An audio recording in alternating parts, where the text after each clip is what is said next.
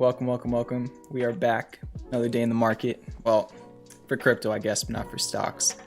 We got another week in the market coming up, and hope everybody's doing well. Hope you had a good weekend. I'm going to start off with Bitcoin. After that, we will talk about the overall market, my thoughts going into this week. Then we'll talk about Clover, Fisker, Plug, Ford, maybe even Tesla. Let me put that on my watch list. And we'll probably have time to do take requests at the end. Hopefully my Wi-Fi is not. I think I'm good. I don't know. Maybe it's just trading view. All right. So what's up, everybody in the chat?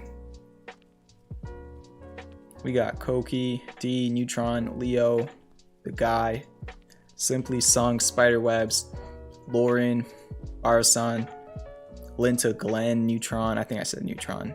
How's everybody doing? Yeah, it's Sunday night, kind of just a chill stream preparing for the week. We'll see what we could find. And that's pretty much going to be it. So let's get started with Bitcoin. And I hinted at this a little bit last week. I was just waiting for some more confirmation. And basically last week, Bitcoin, bounced off of like around $40,000, made a move all the way up to 45K. Then some China FUD came out. I think they're trying to ban Bitcoin for the 1,000th time or something like that. And then, dipped back down, kind of had a higher low double bottom, and now it's kind of moving back up. So, and the context of that is where is it kind of bottomed at twice now?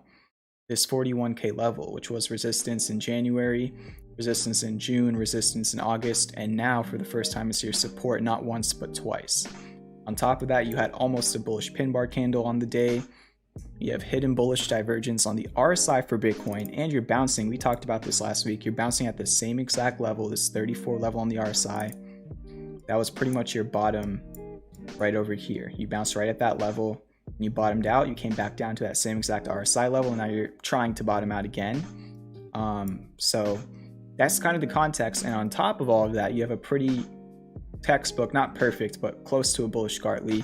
The D point did get a little bit low on this 1 wick, but also kind of went to a 1.618 from B to D. So yeah, bullish Gartley, potential double bottom, hidden bullish divergence, historical RSI level, historical support level.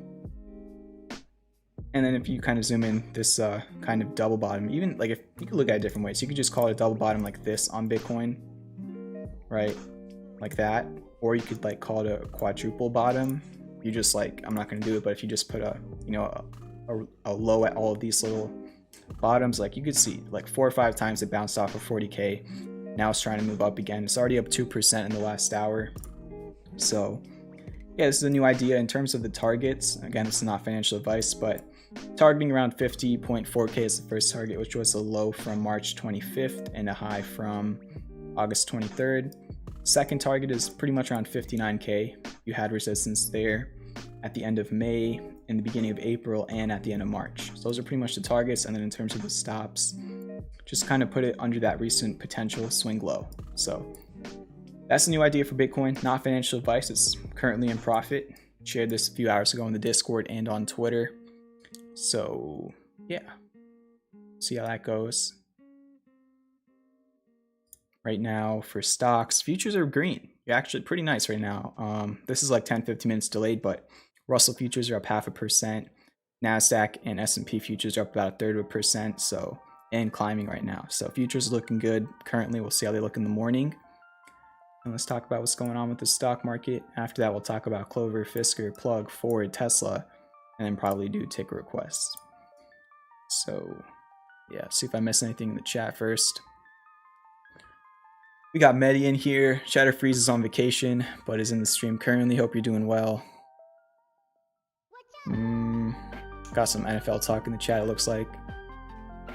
But yeah, just also want to say this. Sorry for all of the spam over the weekend. I tried to give like a little bit of a warning before on Friday, but I think I posted like over 30 shorts over the weekend, which is pretty much just like under 1-minute videos to my channel. Trust me, I didn't like doing it. I don't want to clog up everybody's feeds. It's not fun to, take out 5 or 6 hours to clip up content I've already made.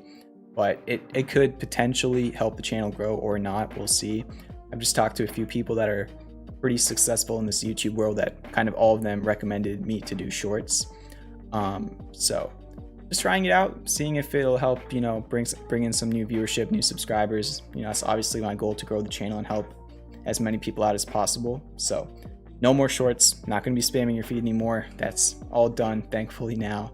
It did cost about like 30-40 subs, but we'll see how it looks in a couple months. Hopefully they don't tank, but we'll see. But yeah, let's talk about the market. For the S&P 500, bounced off the 100-day moving average roughly last week. That's the wrong thing right here. So roughly bounced off the 100-day moving average last week. Had a very, very nice rally. I mean, from Monday's low to the close last week, it was about a 3.5% rally. So that was good. Friday was kind of mixed and flat. In terms of technicals, I don't know. I think you're back above the 50-day moving average at this point. So yeah, now you're trying to just hold on to that 50-day moving average. There's not too much of a clear reading, in my opinion, on the S&P. I mean, maybe you look at it like this, and you chart like a supply line. Maybe it's trying to break back out of that. Maybe like a really kind of extended descending broadening wedge on the 4-hour. Just trying to eyeball how this could potentially be displayed. All right, this song's kind of annoying me. That's really it. I mean, I wish I could go more in depth on the S&P. You do have some 1-hour potential hidden bearish divergence if it fails to get above pretty much like 30 points higher on the MACD and RSI.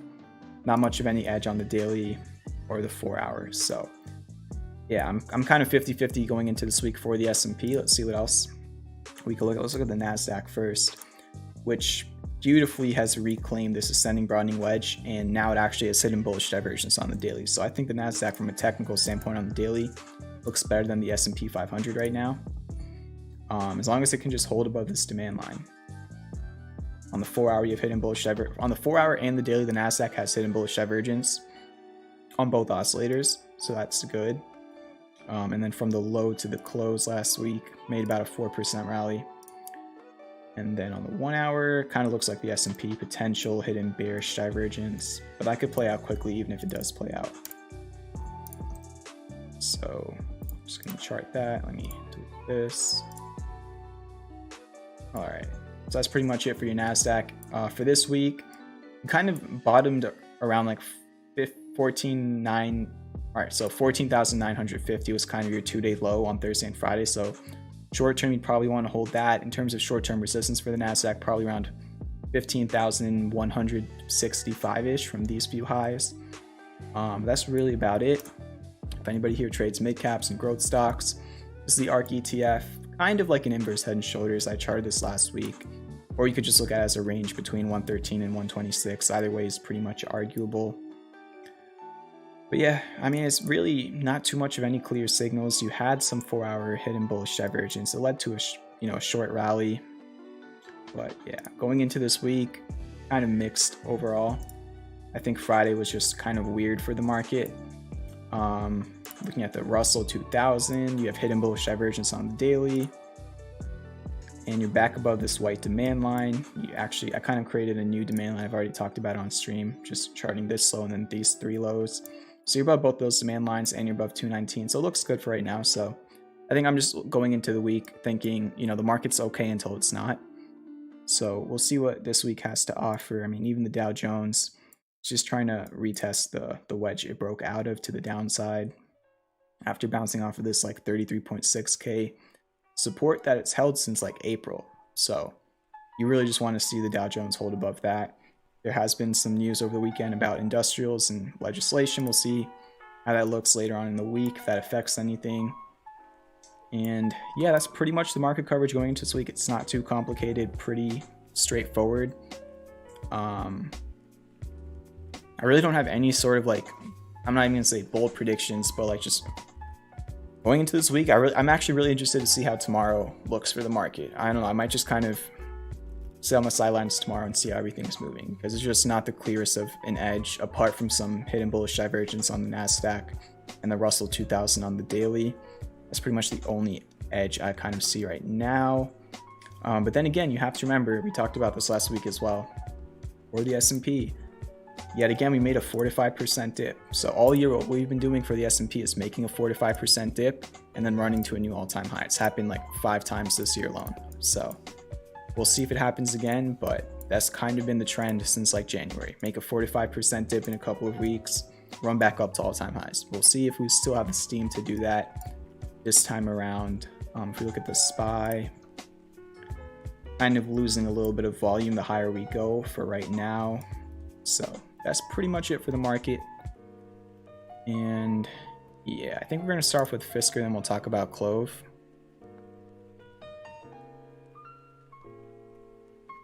Appreciate that, KLF. And what's up, JG? Yeah, the thumbnail, I was just kind of bored. I didn't know what to do, so I just did that. Let's start off with Fisker, okay? Good stuff on Fisker, up 15% since the entry. I think this was alerted last week towards the beginning of the week. Not surprised by any means. I mean, you had triple classic bullish divergence at historical support. That was the PC's leaving bullish Gartley, and you're bouncing off of that. Even on the 4-hour, you had classic bullish divergence and a descending broadening wedge. So no, I'm not surprised that Fisker is up 15% since the entry. Still about another 17% to do until the first target, so we'll see. But Friday was the first day that Fisker has closed back above 1455 since like the beginning of August. So really good day on Friday. You're back above this support from January now. It was even your resistance in April and your support in July and your resistance in August. So that 1455 level on Fisker is huge, and now you've closed above it. So really, really good. You do have a gap fill around 1367, so keep that in mind. But I would love to see Fisker hold this for as long as possible. I mean, this is probably one of the most important levels on the chart, 1450-ish. It's kind of like the midway level. You know, if you kind of discount this whole entire thing up here, you just look, you know, you have pretty much $9 to like 21. So it's just kind of in the middle. It's like the equilibrium level for Fisker. It's been support and resistance historically. Now it's short-term your support. Hopefully can hold above it. You're not even close to overbought on the RSI. So looking good for now. Hopefully you can keep it going. I mean, it's had a lot of green days in a row, so you never know if it wants to back test or fill that gap. We'll see. They up 15% since the entry. Hopefully some of you are enjoying the profits here. And I think next resistance is just around 16 bucks. 200-day moving average.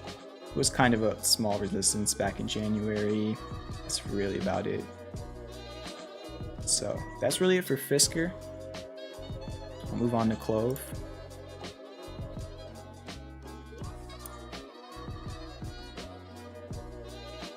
What's up, Maxime, Eric?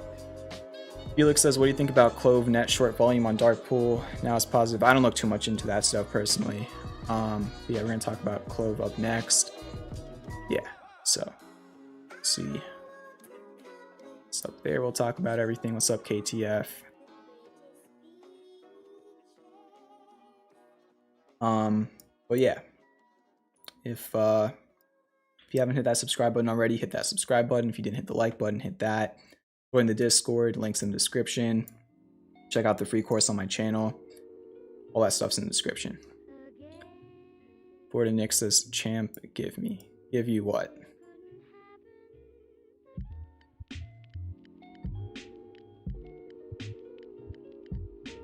Give you some financial advice. I cannot do that, unfortunately. I think we're gonna start off with trade ticks before we get, maybe we go to the after. There's one point I want to make. Maybe I'll just make that point towards the end, but Simply Song says, I noticed that CLOV RSI trend line hasn't dipped below the trend line. You might be talking about the 4-hour level that I've been talking about. You might be talking about this maybe. This 37 level. I don't know if that's what you're talking about, but that's what I've been watching. 37 on the 4-hour RSI has been where it's been bottoming at since the beginning of August. So hopefully you can hold above that, but it's not the end of the world if it breaks it. I don't even see any other areas where that was really like a bottom, maybe kind of like over here, but that's about it. The daily. Not too, oh, I think you might be looking at this. Yeah, you could be looking at it like that. Something like that. I don't know. All right, so let's talk about CLOV. Go full screen. Start off with the daily chart. Hidden bullish divergence is still developing on the RSI. Lowest close on Clover since let's see, 775. pretty much since August 19th, the day that it was bottoming at the spring of the Wyckoff accumulation. So Friday was not the best. I think it's going to pop up here in a second. I'll wait for it to pop up. But thank you, Florida Nick, for the tip. Let's get some vibes in the chat right now. Florida Nick with another tip. Appreciate it. All the $5 tips in the last few weeks. Thank you very much. So there you go. Florida Nick says not financial advice. Of course, it's never financial advice on this channel. So let's get some vibes in the chat for Florida Nick supporting the stream. First tip of the night. Thank you very much. But yeah, for CLOV, we were talking about how it really has not closed more than 2 days under 777, and there might have been some confusion. I had a few people ask me about 777 on Friday. 777 is not really a support. It's just a level that I'm bringing up that hasn't really closed more than 2 days under. And the only reason, I've really been bringing it up, I think was, so which close? I was looking at one of the closes, I think. 812. This one. All right. So I think, yeah. So on last Tuesday, it closed at 777. So I think I was just kind of using that as a guideline. But you can see, CLOV really hasn't closed more than 2 days under 777. It's not like it's kind of like a weird stat to talk about. I'm just kind of using that as a reference. Like, really the main point I'm trying to get across is like, once you break under 8, CLOV has not spent too long under 8. Over here got right back above 8. Over here within 3 days it got back above 8. And now this is kind of like your second time, around that 777 level. So I'm just using that as like a reference. It's not like a real technical level or anything. I think the more technical levels around like the 785-ish area or 782 from these two lows. There's even resistance over here and over here. So in general, I was talking about this last week. I would just like to see CLOV get back above 8 and hold above it like it was able to do here and here. On the daily, despite CLOV being down 2% on Friday, the MACD is still losing negative momentum, which is good. However, there's no bullish divergence on the MACD. Unless you want to, if you're going to be textbook about it, you technically could argue that there is. So I don't want to say that, because if you just go by the red islands, this was the low during this first red island around 768. And then your low from this one is 763-ish. So technically you could argue that there is actually classic bullish divergence on the daily. I just don't prefer like when in between the islands you made the lowest low. Does that make sense? But this happened during the green island. So I'm just being like very technical about it. You could argue that there is actually classic bullish divergence on the daily. It's just not the strongest form in my opinion because of that low. Now if we go over to the 4 hour, that's where the clearest of divergence is. On the 4 hour, you have hidden bullish divergence on the MACD and the RSI.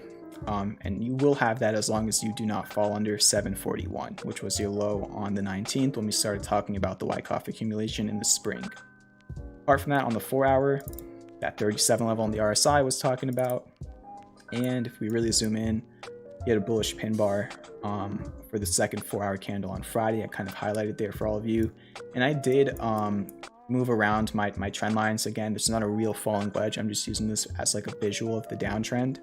I just moved them around because you really haven't seen much price action. I had something like this initially, and just really hasn't done much since, not really breaking out of it because it's not a real pattern, but just since it escaped that visual trend I put it in. Does that make sense? It's like a very subjective thing. I'm not really looking at this as like a part of a trade idea or anything.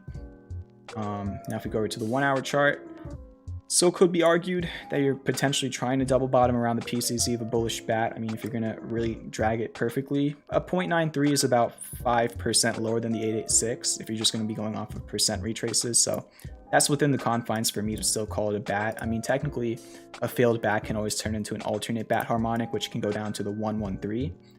On CLOV, that would be around $7. So right now I just call it a regular bullish bat still. You're still around the 886 from X to D and the 2618 from B to D. So I'd still just call it a regular bat. If it does go lower, it could turn into an alternate bat as long as it didn't fall under the 113. But that's really about it for the technicals. Actually, one more thing. Two more things. All right. So on pretty much over here, towards the end of August, I had a stream. It was a Sunday stream as well. And the title of the stream was Why CLOV Might Bottom This Week. And that was like right over here. That stream was right over here. And I said why CLOV might bottom this week. And that was literally the bottom before 50% move up. If you were there, we talked about two kind of things that night. The first one was Bollinger Bands. And on the daily, we were talking about, now if you look at the Bollinger Bands, back over here, it was at the lower Bollinger Band on the daily. And if we look back in time, the last few times it did that, it bottomed out. Right now, you're not by the lower Bollinger Band on the daily. That's around 7:15-ish. So you're not there on the daily. But if you go over to the 4-hour, you actually are. So look at this. All right, so look at this bottom blue line. You're right above it on the 4-hour chart. Now let's go back in time. What happened all the other times that it did this? Over here, it was on that lower Bollinger Band on the 4-hour, it bottomed out. Over here, it bottomed out. Over here, it bottomed out. Over here, it bottomed out. Over here, not over here, kind of over here, and kind of over here. Now keep in mind, Bollinger Bands, just like 99% of indicators, are somewhat lagging, so they're just going to be moving with the price action, but still you are at that point. So I want to bring up just this. Number one, you're at these lower Bollinger Bands, so historically, once you get to that point, it has put in local bottoms probably, let's see, 1, 2, 3, 4, 5, 6, 7, 8, probably like 8 out of 9 times it's done this on the 4-hour, it put in a local bottom, give or take a few percent. And then on top of this, if you were here watching the stream I did that night, we talked about something else I believe we talked about that night. It's the historical IV. So if you go back over to TradyTix, I'm going to switch over to the other overlay. All right, look at this. The historical IV is pretty much as low as possible. And the last 4 or 5 times it was at this level on TradyTix, CLOV also bottomed out. Over here, towards the end of August, that was this low before 50% move up. Over here towards the end of May, that's where it bottomed at before the move to all-time highs. And then kind of had the beginning of May as well. I don't know if that one worked. Yeah, so the beginning of May did not really work. And then over here towards the end of March, it was pretty much right over here, and then it made this move to 12. So yeah, I mean, if you just look at the Bollinger Bands on the 4-hour, and if you look at the historical IV, they are signaling that there is a reversal soon, just like how I talked about at the end of August. So we'll see. The only thing is, you know, we were talking about Wyckoff over here in the spring idea. At this point, it's a little bit different. I think I'm more focused on the 4-hour hidden bullish divergence. So we'll see what happens. That's pretty much CLOV, hopefully. That was insightful. None of that was financial advice.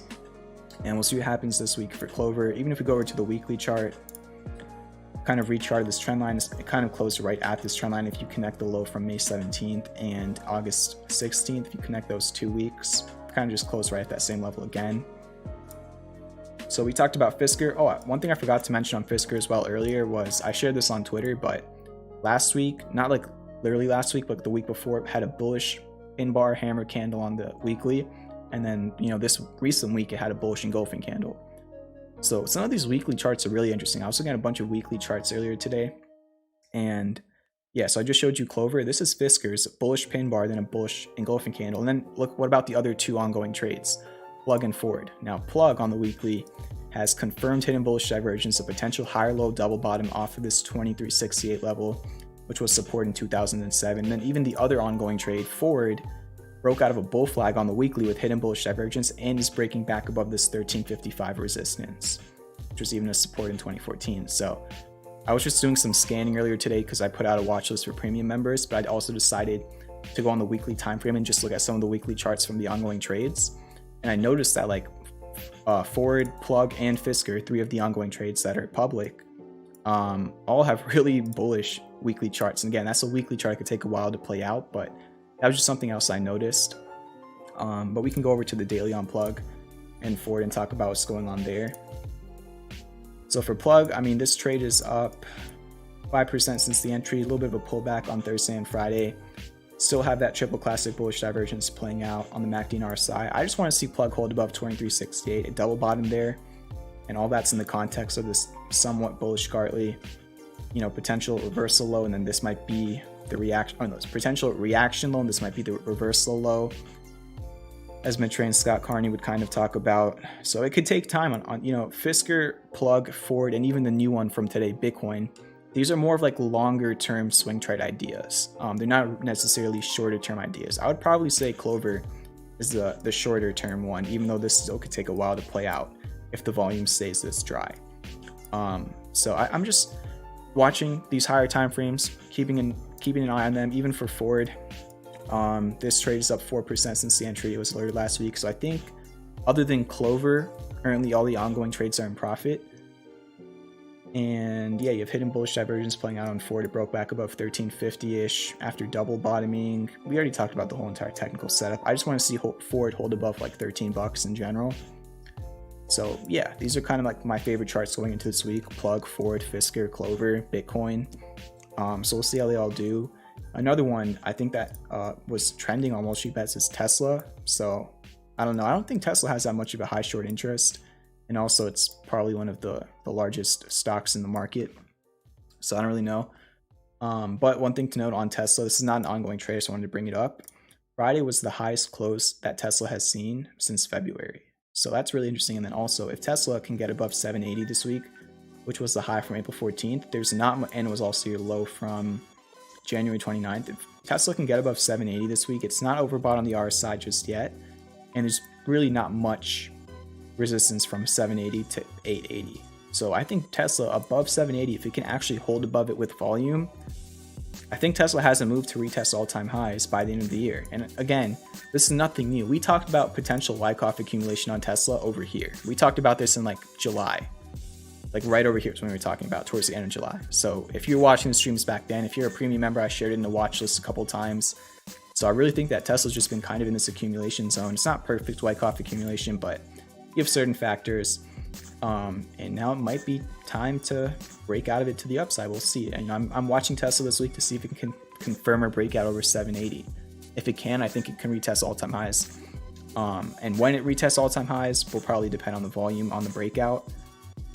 But that's just another one that I'm watching this week. And if you're a premium member, I sent probably like 7 or 8 other charts I'm watching for this week from my scanning session today. So yeah, just trying to prepare for the week. It's in the title of the stream, even in the thumbnail. I'm lifting weights, getting all prepared. So yeah, that's really everything I got. I'll read the chat for a little bit and then we'll see what's up. Keep hitting that like button. If you didn't already, hit that subscribe button. Join the Discord, links in the description. Just check out the links in the description. Let me see what's up in the chat.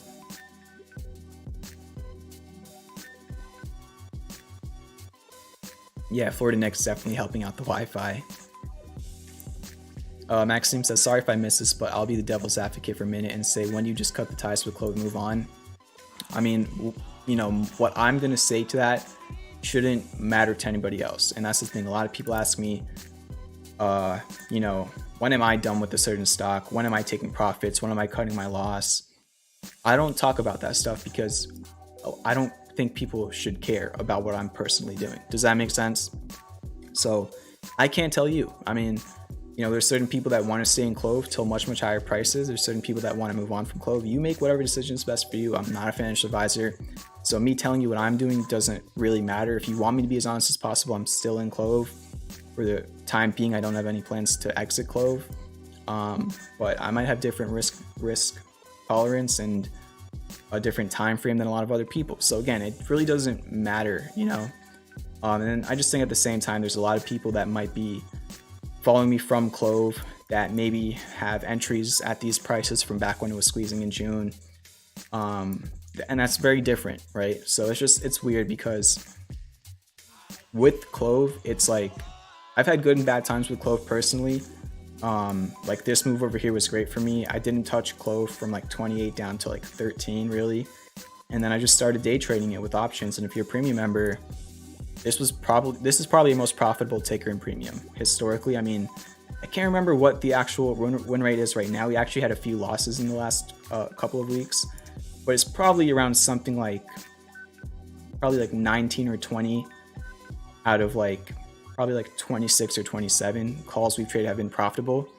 So still probably around like a 70 to 80% win rate on CLOV trading calls since over here. So, you know, it's just weird. I think I'm in a very different place than most people when they talk about CLOV. A lot of people I think are talking about CLOV holding bags from up here. For me, I don't really hold bags. Have I cut losses on the way down? Yeah, I've taken losses on this way down, but also I've day traded. So from a swing trader's perspective, CLOV hasn't really been the best to me, obviously, in this downtrend. But in terms of short-term options trades, if you're a premium member, you know, well, if you've been a premium member since like June, you know how many times we've traded CLOV calls and how many times it's been 20%, 50%, 100% profit. So it's just it's just a ticker that it's different for a lot of people. You know, this is probably some people's nightmare. This is probably some people's dream. This is probably some people's money maker, some people's money loser. Like, I don't know. It's just different for everybody. And that's why I don't really like talking too much about what I'm doing. But just to be honest, and again, shouldn't matter. I'm still in for now. We'll see what happens. But again, on the stream, I'll just talk about what I want to talk about, right? You know, some people who just hate CLOV, hate when I talk about CLOV. I'll talk about what I want to talk about, and it's not like we don't have a dozen other swing trades that are ongoing that we just talked about. So that's really that. All right, and yeah, pretty much finished all the coverage from today. Futures are still green. They're actually doing pretty well. Bitcoin's also still up around 2% in the last hour or so, and the Hang Seng Index, I think, just opened up pretty much flat. Actually looked like a gap down a little bit. And then Evergrande is saying that it's down in the pre-market. So yeah.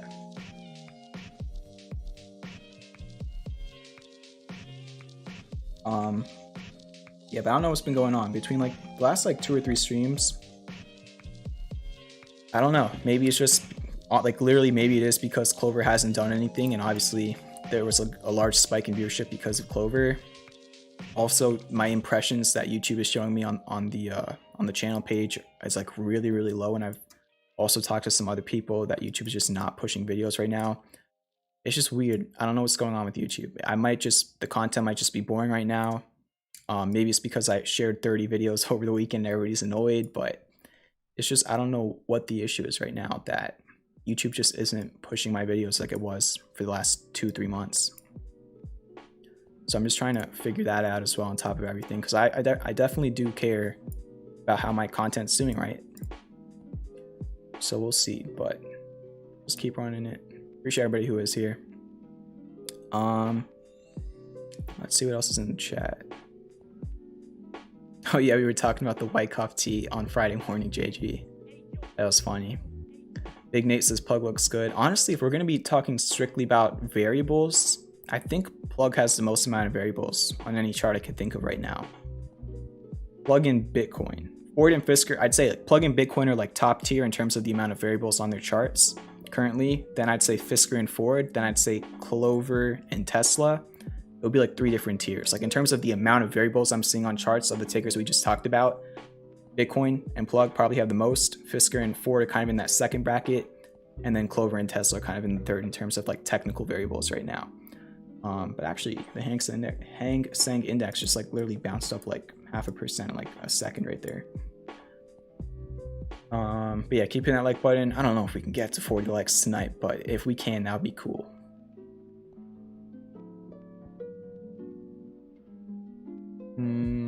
She says oil and natural gas ripping. Silver looks ready to go. I haven't looked at much of any commodities, but we could take a look at silver. I'm actually interested in seeing how it's doing. I'm just gonna look at the silver ETF because that's what I trade options on sometimes. Eddie says some of us get in and get out multiple times and every swing. Yeah, it's just, it depends, you know, to each their own. It's just most of the people in this community put ourselves, myself included, let me skip that song. Most people in this type of a community put ourselves in positions where we don't bag hold. Does that make sense? Because the way that, you know, I talk about risk management is having stop losses, so you cannot bag hold. You know, you have your own plan going into a trade, so there's no way that you can be bag holding if you already knew where your stop loss was going to be the second you entered a trade, right? But at the same time, I'm not saying bag holding is always bad. If you're a long-term investor, a lot of long-term investors will cost average for years and years and years until they're eventually very, very profitable. So there's not one answer for everybody. It depends on how you're looking at a certain ticker and how you're trading it, you know? Yeah. The guy says, how many days after bullish divergence confirms do you still use it as a bullish signal? Typically until MACD starts getting close to back towards red. So let me try and find an example. So let's call this bullish divergence just for an example. You know, over here, this is when the bullish divergence is playing out. And then kind of like over here is when I would stop counting, because I don't really stop counting it the second you just get one level of waning momentum. The reason for that is because a lot of times you're gonna get some waning momentum, but then you'll go back up, for example, like right here, right? So if you were just looking at this right here and you're saying, all right, the bullish divergence is over, but then look, it went back up, right? So I just wait till it's close to going red. But again, you also just have to be looking at the price because it's the lagging indicator.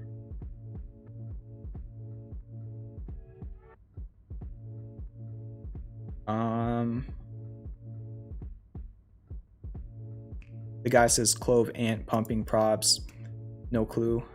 Short interest is definitely not where it used to be. Options chain is definitely not where it used to be. So on paper, yeah, the chance of like a pump is lower. But again, I've never looked at CLOV as a pump, so it doesn't really matter to me. I know a lot of other people have though, so probably sucks for them. And you never know. I mean, again, you don't need a squeeze or anything like that. Sometimes volume just comes in, but that's not my job to try and predict that. Maddie says people will show up when CLOV is hitting 12 again. Yeah, and then those same exact people, I mean, viewership was probably peaking up over here, and then the people, you know, that were new to the stream were asking me, wait, CLOV just went down and you said it was going to go up. I'm like, I was saying it was looking bullish over here. Like, it's crazy. It's like, yeah, probably when CLOV does something like this and we're all in major profit and then it does this, people are going to be like, what? Why aren't you talking about CLOV now? It's like, I'm talking about it right here in the first place. It's just the craziest thing. Definitely something I noticed up over here. A lot of people complaining that I was going back down when this was the context before it, right? I guess just a lot of other people on social media promising like 300% moves every week. It's just, it is what it is. So yeah. Maxime says no hate here. No, I know you weren't hating. I was just kind of trying to answer your question. You know, again, I'm always open to different opinions on charts and whatever. I don't have emotions when it comes to biases and opinions, and it's a trading game. Some of us are going to be right, some of us are going to be wrong, and it's good to understand both sides of the game, right? You don't want to go into any ticker blind and just only think that there's one outcome and only that outcome. You want to allow yourself to understand the probability of anything can happen. So I always welcome stuff like that, Maxime. Don't ever, you know, think I'm looking at that as hate or anything. Maxime says, just asking, this CLOV is one of my most profitable trades as well, but just watching CLOV moves, watching the New York Giants almost win every time. Oh my gosh. I think I watched the Giants' first game this season. I just can't. Yeah, it's really frustrating. I definitely feel you there. Fisker short flow 30%. I don't know what those shorts are thinking, but we'll see. I can't wait to see where Fisker is in 5 to 10 years. Same for Clover. Yeah, we can look at Mara and Riot. All right. So yeah, we'll do take requests for probably like 20 minutes or so. If you want me to take a look at something, drop it in the chat.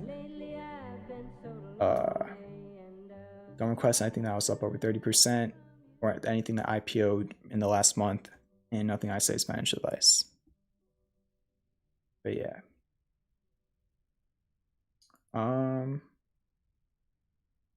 Silver, I would just say, is in like a downsloping channel right now. There is potential classic bullish divergence on the daily. MACD and RSI. Don't like that it broke under this 21 level. And again, this is SLV, it's not XAG, which is probably the better one to be looking at right now. But yeah. Guess there's another support around 2050-ish. That's really all I got for silver, or at least silver iShares Trust. Mara and Riot. I was looking at these today while I was scanning. I shared these charts with premium members. They're not trades for right now, but I am watching Mara and Riot going into this week. Obviously, I've been watching Bitcoin, and Bitcoin's pretty much around session highs right now. So obviously, Mara and Riot have a good amount of correlation with Bitcoin. So I decided to just throw up Mara and Riot on my watch list while I was scanning today. And yeah, so for Mara, it's kind of broken out of like a mini wedge or bull flag with hidden bullish divergence on the daily, and it back tested 32.41, which was a 2-day resistance from August and a little bit of resistance in June. So I'm watching Mara for potentially some trades this week, but I gotta see how the market looks, how Bitcoin looks, how Mara itself looks.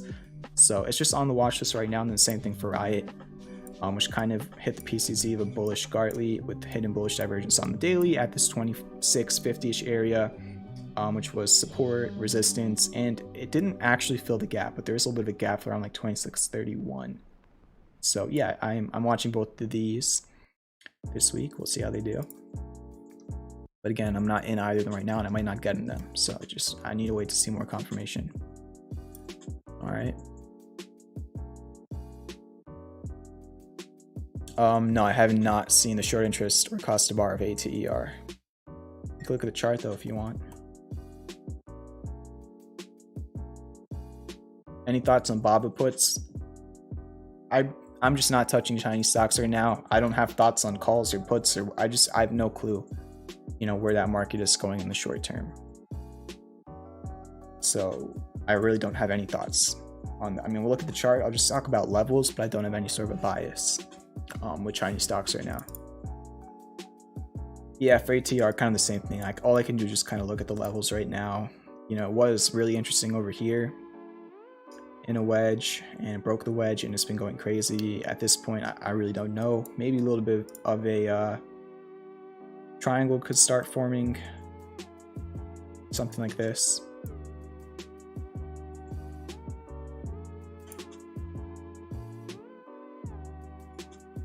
That's really all I got for ATER, but the levels are charted. Yeah, for BABA, lowest close since like 2019 on Friday, broke under this 152 support. Next support on the daily is 130-ish, and then there's a gap fill at like 126. There's really not much support until down there. I don't know if it's going to go there. I think it probably just depends on when, in general, these Chinese stocks will kind of start moving together. I think they're all going to kind of be just very correlated in a time like this. So I have no clue. I mean, we talked about this a while ago, and it's like, the Hang Seng Index is literally at the PCZ of a bullish bat right now, which is also a historical support resistance, 24,143. So there is a bullish pattern on the Hang Seng Index. I just don't know if the fundamentals will override that or not. So yeah, there's times where technicals can work better, and then there's times where a stock is just gapping up and down literally every single day, and it's like flipping a coin going into every single day, So I don't know. And then Upang, it's kind of passing the PCC of a bullish shark. I mean, maybe you could still argue it though. A little bit deeper than the 113. So if I just delete this harmonic, you're just in a downsloping channel or wedge, and you do have some potential hidden bearish divergence on MACD on the daily. Charge point, it's very close to a support area. I just want to see it hold it. Talked about this on stream before. Yeah, I would just like to see it hold it. It's bounced off of this area every single time it's been here since March. It bounced off of it 4 times between March and May before a run up to like 36. Now it's testing it again. This is the area I would like to see charge point bounce, but I don't know if it will. Verizon, we kind of rejected this steel wall of resistance. If we go over to the weekly, this is the major resistance since like 2018. We rejected it. Now it's come all the way back down to this somewhat support area around like 54 on the weekly. Go back over to the daily. It's just in a down sloping channel with some classic bullish divergence on the daily MACD and RSI. And it's been finding support for the last 4 or 5 days around like 54. Yeah, so that's Verizon. Then Pinterest, it's just testing this zone that it's been holding since last fall, so hopefully it can hold it again. Pretty close to an alternate bat. This B point is a little bit low though. I just want to see it hold this zone. That's really it. I mean, there's still a gap fill around $70, so you just want to hold this. Otherwise, there's also a downside gap fill. There's actually 2 downside gap fills. You have one at 51-ish, and then you have one around 46-ish. So if it can't hold this zone, it could be headed there next. So it's a make or break area for Pinterest.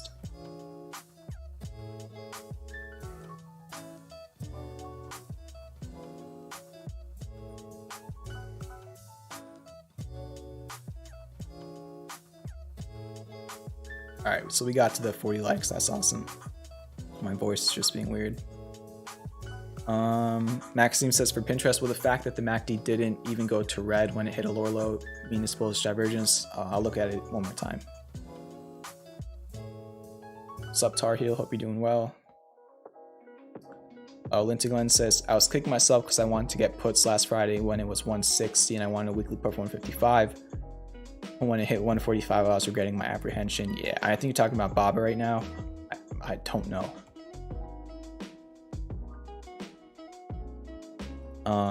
TLRY, it was so close, but it rejected a key level last week. We're going to look at it in a little bit. Hopefully we can get break above it eventually. Yeah, Fee. EAL, Jets is a pretty nice chart right now. Yeah, I've been looking at Jets. I don't know if you're a premium member, but I shared it in the watch list a couple weeks ago, and I missed putting out a trade on it, but it is doing pretty well. It broke over a key level as well. So we'll get to that eventually. We're gonna start with you're supposed to look at Pinterest for a second.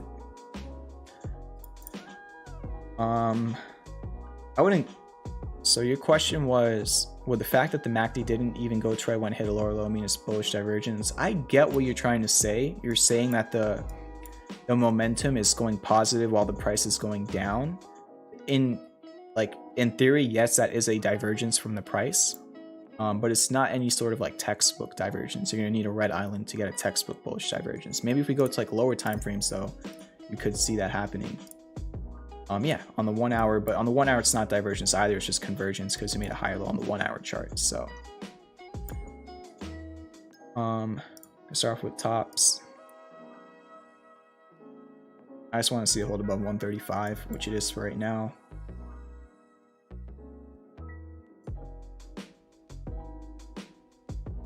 Those are kind of your levels on tops. Maybe you could argue it's like potential inverse head and shoulders.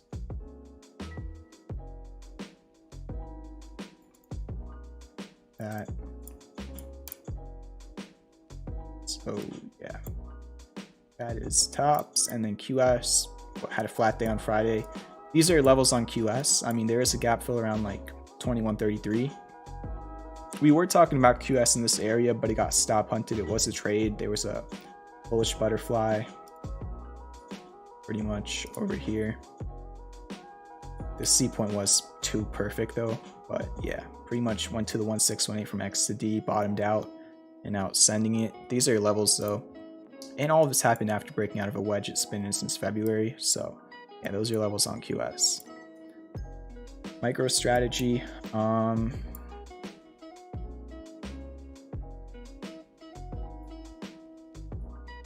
it's not deep enough for a bat.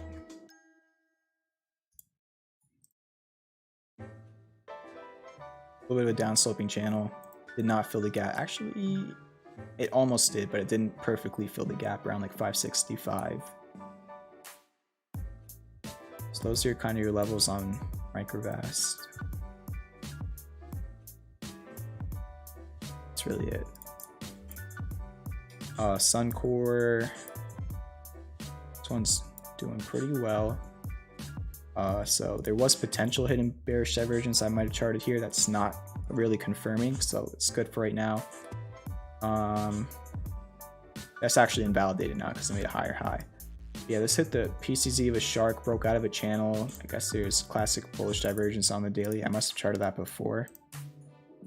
So on Suncore, you're approaching the 200-day moving average as resistance. If it breaks that, then probably like 22 is the next resistance. In terms of support, pretty much between 17 to 18 bucks, like your support. Chainlink, it's pretty similar to Bitcoin. I would just like to see it hold above 25. That's the important previous support, and now resistance, which is trying to break back above.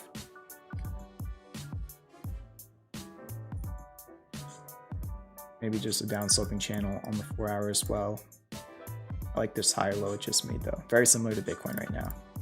TLRY, it rejected this key level, this 12 level. It used it as resistance and pulled back off of it. So I want to see TLRY get above 12 bucks before I get excited in any form about TLRY's chart. So I want to see it above 12 before anything else. That was a high from November of last year.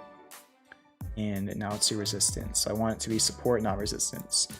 BGFV, potential hidden bullish divergence on the daily. If you go over to the 4 hour, you also have confirmed hidden bullish divergence. That's not really doing much. Too deep to be a cup and handle. It did definitely cup, you know, had a rounding bottom, but it just went all the way down to a 78% retrace. So that's too deep for a handle in my opinion. However, it might be a Gartley. It's going to be a textbook Gartley. So you have a textbook bullish Gartley right now for Big Five Sporting Goods Corporation. It had a reversal low. Who knows? Maybe just runs right up to the C and A points. Maybe it decides to double bottom and then go. But that's what you got right now for BGFV. Also would like to see it hold above 24.44. It was support here, resistance here, support here. That is BGFV. Delta, I like that it's trying to break above 43 and then it closed above 43. It triple bottomed at 37, broke out of a descending broadening wedge with a bunch of bullish divergence, and now it's running. I mean, very textbook stuff. The longer it stays above 43, the better. So hopefully it can just do that. I mean, it's testing the 200-day moving average right now. If it really can break it, has room up to 48, but it has to hold 43. And then Jets, I shared this in a watch list to premium members. Pretty much a bullish butterfly, double bottomed at the PCZ, and it was just kind of consolidating over here, and then it broke back above this 2350 resistance. It could even be argued that this is an inverse head and shoulders that it broke out of as well. Look at that. So this is testing its 200-day moving average. If it breaks it, there's room to 27-ish. I like to see it hold 2350, but really good context on Jets right now. That is Jets. Keep hitting that like button. Let's get to 50 likes. And then these are going to be the final two takers of the night, ONEM and then any. All right, so hit that like button. Check out the links in the description. Join the Discord. If you want to join premium, that's the first link. And free course is also in the description. ONEM kind of broke out of this wedge, but had a failed breakout. And now your support's 2105. We'll see if we can hold it or not. That's really about it. The levels are already charted on this. So that is ONEM. And then any. Really failing to develop hidden bullish divergence right now on the daily and on the 4 hour. There's a potential, but it's not really developing for right now. And your support's pretty much around like 560-ish. So hopefully you can just hold that. And then resistance is around 760-ish. So that's kind of your range. Futures are actually going even higher. NASDAQ and S&P futures now up 0.5%. Russell futures are up over 0.5%. So good stuff there. Evergrande is down 2%. The Hang Seng Index is up 1/3%. And Bitcoin is also still around session highs. So pretty good price action on futures and Bitcoin. We'll see what tomorrow looks like. But yeah. Thank you for watching the stream. I know Sunday streams are a little bit more slower, but that's how you got to prepare for the week. It's not always just going to be exciting and fun. Sometimes you just got to put in hard work and just study and look for potential plays before they even happen, right?